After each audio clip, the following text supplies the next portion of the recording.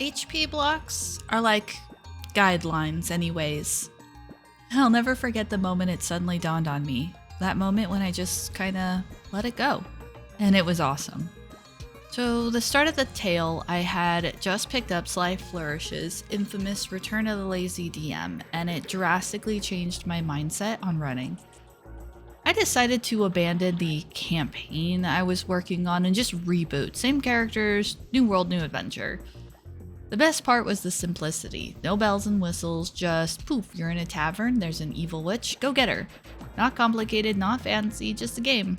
They found the witch, but in typical 5e fashion, they trounced her a bit quickly. A couple rounds if I recall. Then I thought, man, it'd be kind of anticlimactic to just have it end now. Can I just... one more round? Just one more round? That very round, the artificer stopped and said, wait, you guys are out of the shack, right? Yes, they said. Cool, he said. And then he got the witch into the shack. I don't recall offhand if he used an ability or just lured her in, and that's why you should take notes, kids. But he got the witch into the shack, and then he had the sorceress set the hut on fire, and he Go-Go Gadget Blinka bootsed his way out. It was so cool and so different from how my players typically fought. Usually they just, I shoot my bow, I swing my sword over and over. I loved the creativity. One turn after that, and then she died in glorious fashion. One of my better tales, I think, at least a more fun story, and it never would have happened if I had just instead went, well, she hit 0 HP, she's technically dead, way to go, guys. Okay, maybe that was a bit disingenuous. If that had happened, it's on me as the DM to narrate it better than that. But the point is, by just letting her have one more round, I didn't have to. The players gave her an epic end all their own. Version number 2 of this is the Misty story. See, sometimes it's not letting the enemy live longer, sometimes it's just cutting it short.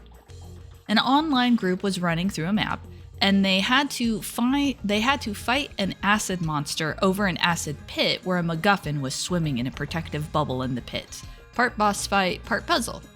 Now earlier in the dungeon, several sessions ago, they had found a room filled with standing stones, glowing runes, heartbeat synth waves, etc. It was all very Cthulhu culty stuff. Which was entirely set dressing. I felt bad for the room being empty, so to add flavor, I put in some ritual-looking thingies in there, cause why not? Well, fast forward to that boss fight, the players are going back and forth doing spells and attacks and all that to get the MacGuffin and beat the monster. And mind, this was a couple of sessions, so like a month or so real time apart.